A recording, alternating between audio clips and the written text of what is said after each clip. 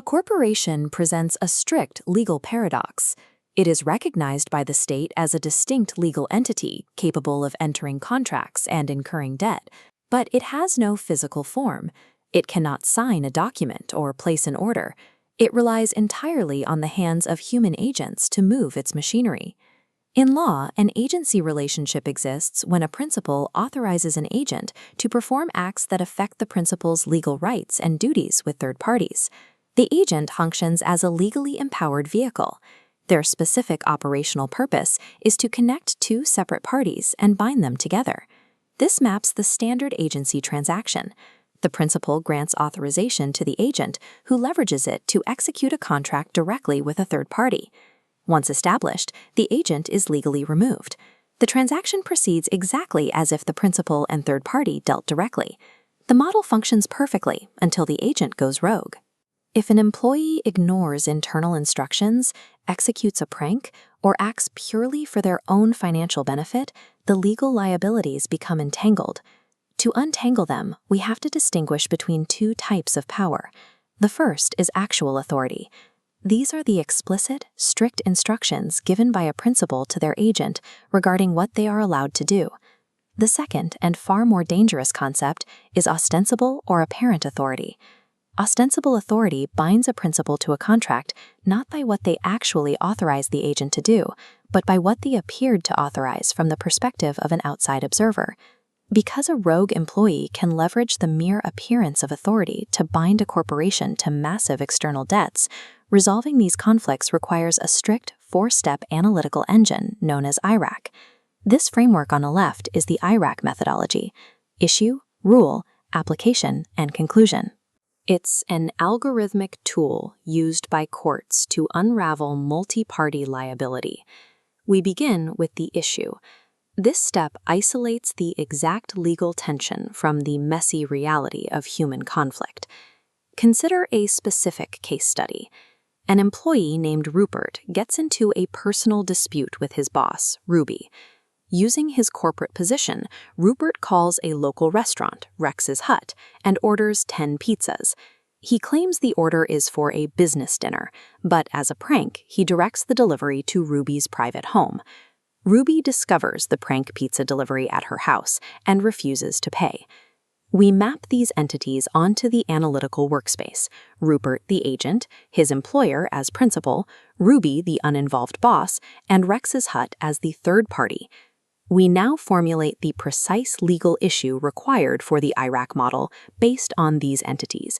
The ultimate question to be solved is this: among these four entities, who is legally obligated to pay Rex's Hut for the uncollected order?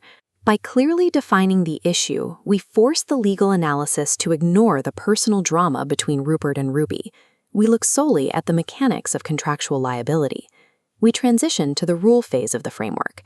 Here, raw facts are set aside so we can gather the governing legal principles. The primary common law rule dictates that a company can be bound to a contract by an agent who possesses merely apparent authority, even if they explicitly lacked actual authority. This was formalized in the defining 1971 precedent of Panorama versus Fidelis Furnishing Fabrics.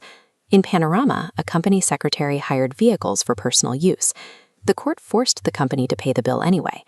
The ruling established that because hiring vehicles was within the standard apparent authority of a company secretary, the third party was protected. The courts apply this logic even to cases of fraud, supported by the precedent of Lloyd versus Grace Smith and Company. In that case, a managing clerk fraudulently induced a client to sign away property. The court held the company vicariously liable, proving that a company is responsible when an employee commits a wrongful act, provided it occurs within the scope of their apparent authority. We then move from common law to statutory law, specifically Sections 128 to 130 of the Australian Corporations Act 2001. The statute provides a strict protection. Third parties are legally entitled to assume that any person held out by a company as an agent possesses the standard authority to carry out the duties of that position. But the law also establishes an internal liability rule. While the company may be bound externally, an agent who acts contrary to direct instructions is financially liable to their principal for the breach. We summarize the cumulative effect of these rules into a single working formula for our analysis. The rules section reveals a legal system heavily biased towards protecting innocent third parties and ensuring commercial flow, rather than protecting corporations from dysfunctional employees.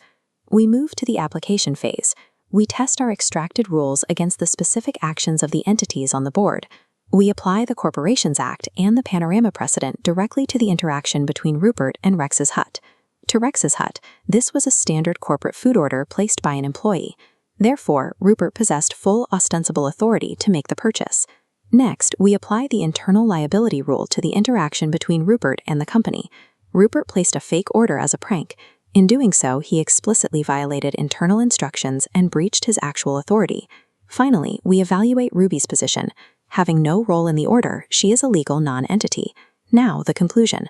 The company must pay Rex's hut for the external liability. But for the internal liability, Rupert must reimburse his employer for the prank. Agency law maintains commercial certainty through a strict partition. External appearances dictate external liabilities, while actual authority dictates internal consequences for the rogue agent.